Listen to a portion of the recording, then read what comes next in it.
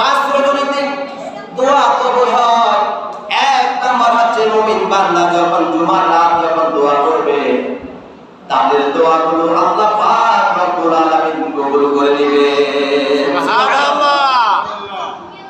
দুই নম্বর হলো কোন মুমিন বান্দা যখন ঈদুল ফিতরের রাতে রাত জাগ্রত থেকে যখন ইবাদত করবে, ইবাদতের মধ্যে যখন মাশগুল থাকবে, আর ওই মুমিন বান্দা যখন ঈদুল ফিতরের রাতে যখন দোয়া করবে, ওই ইবাদতদার মুত্তাকিন ফরজদার প্রত্যেকটা রোজাদার ব্যক্তির দোয়াগুলো আল্লাহ পাক রব্বুল আলামিন কবুল করে নেবে।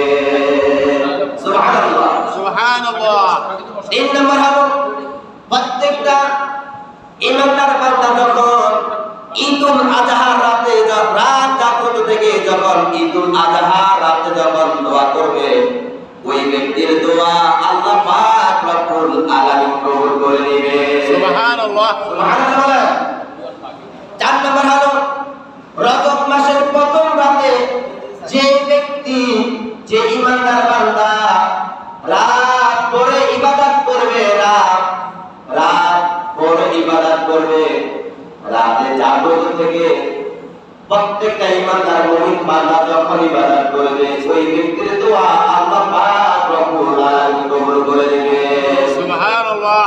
তারপরে পাঁচ নম্বর হলো 15 শাবানের রাত, 15 নিসফু শাবান অর্থাৎ শবে বরাতের রাত। এই রাতে দোয়া করলে আল্লাহ পাক রব্বুল আলামিন ওই ব্যক্তির দোয়া সাথে সাথে কবুল করে নেন। তাহলে কয় রজনীতে মুমিন বান্দা দোয়া কবুল হয় বলেন তো?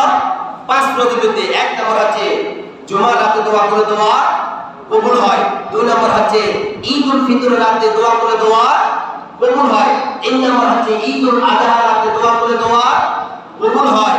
আর চার নম্বর হচ্ছে রজব মাসে প্রথম রাতে দোয়া করলে আল্লাহ পাক রব্বুল আলামিন ওই ব্যক্তির দোয়া কবুল করে দেন।